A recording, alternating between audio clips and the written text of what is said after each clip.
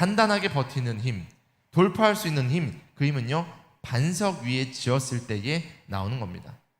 모래 위에 짓고 있는 어리석음이 아니고 반석 위에 집을 짓는 그 지혜롭고 슬기로움이 우리 사랑하는 제일성도교회 청년 여러분 가운데 있기를 소원합니다.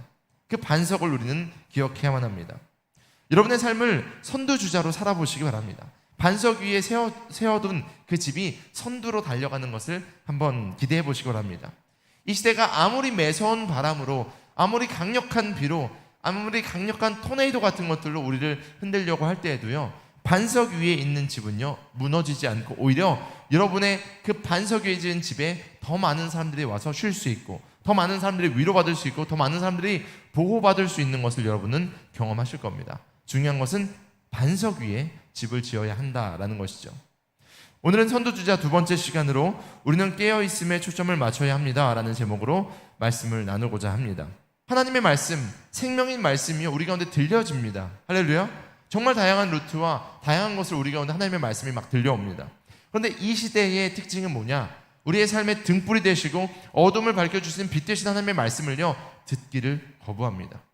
그냥 듣기 싫어하는 정도가 아니라 듣는 것 자체를 거부하는 것이 이 시대의 모습입니다. 생명을 주시고 진리를 깨닫게 하시기 위해서 하나밖에 없는 아들 예수 그리스도를 우리 가운데 보내주셨고, 그분을 믿기만 하면 구원받는 이 아름다운 진리를 거부합니다. 생명을 누리는 삶을 살지 못하게 하는 이 시대의 풍조를 봅니다. 마치 서두에 말씀드린 모래 위에 지은 집과 같습니다. 내가 갖고 있는 아집과 고집과 생각에 갇혀서 하나님의 음성을 듣지 못하도록, 영적으로 졸다가 깊은 잠에 빠져버리도록 사탄은 여러 가지 문화와 상황들을 조성하고 있습니다.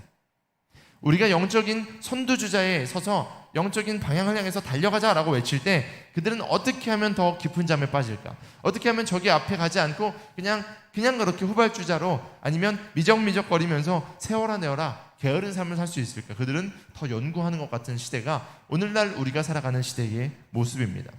그래서 우리가 초점을 맞춰야 되는 것은 바로 깨어있음입니다.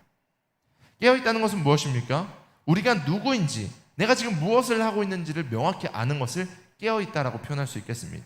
그리고 성령 하나님께서 도우셔서 우리를 부르시고 이끄시는 주인 되시는 하나님이 우리 가운데 무엇을 원하시는지 그분의 뜻을 분별하고 깨어있는 것을 깨어있다라고 이야기합니다.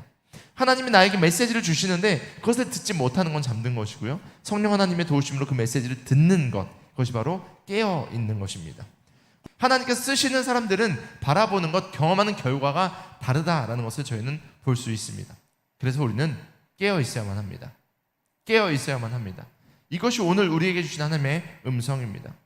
우리는 신앙을 늘 점검해야만 합니다. 내가 영적으로 졸고 있지는 않는지, 영적으로 잠에 취해 있지는 않은지, 영적으로 무뎌져 있지는 않은지, 그렇게 확인하고 나서 우리가 해야 될 것이 있습니다.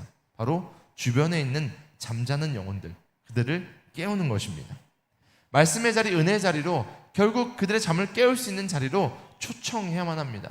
나만 깨어있는 것이 아니라 함께 그 깨어있음을 가져갈 수 있도록 그들에게 하나님의 메시지를 전달할 수 있어야만 합니다. 이처럼 선두주자로 달리는 사람들은요, 혼자만 달리는 것이 아니라 선두주자 그룹이 있습니다. 그들은요, 빠르게 달리는 그들은요, 결국 서로의 페이스메이커가 됩니다.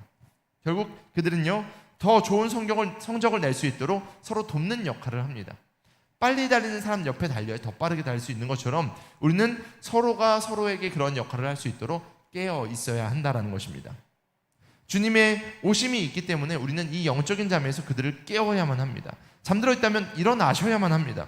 무뎌진 모습이 있다면 다시 부르심의 목적을 향해서 우리의 칼을 다시 한번 갈아야만 합니다.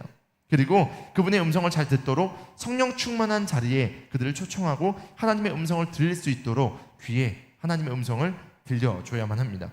이것이 우리가 살아가는 길이자 선두주자의 모습입니다. 말씀을 정리합니다. 중요한 부분이죠. 왜 깨어 있어야만 합니까? 신랑이 반드시 오기 때문입니다. 주님의 오심은 반드시 있기 때문입니다. 그렇게 깨어 준비하는 사람은 주님의 오심을 기억하는 자, 마음과 생각이 세상의 일시적이고 단순한 쾌락에 있지 아니하고 하나님께서 말씀하신 영원한 천국과 그리고 말씀하신 그 표대에 있는 사람들입니다. 그리고 신랑 되시고 주인 되신 하나님께 마음을 둔 사람들, 그들을 선두주자라고 우리는 이야기합니다. 이번 한 주간 혹시 영적으로 졸거나 잠든 나의 모습이 있다면 오늘 말씀을 듣고 다시 한번 결단하기를 바랍니다. 깨어나시기 바랍니다.